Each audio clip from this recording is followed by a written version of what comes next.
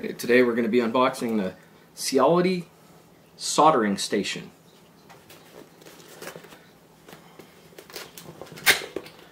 Box has some pretty good weight to it.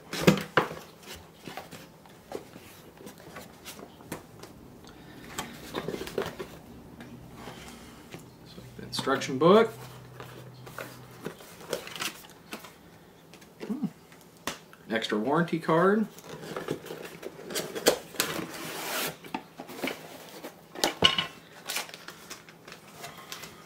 Chisel tip, and the stand with both a sponge and a tip cleaner. Okay. The soldering iron itself, and it looks like it comes with a fine point.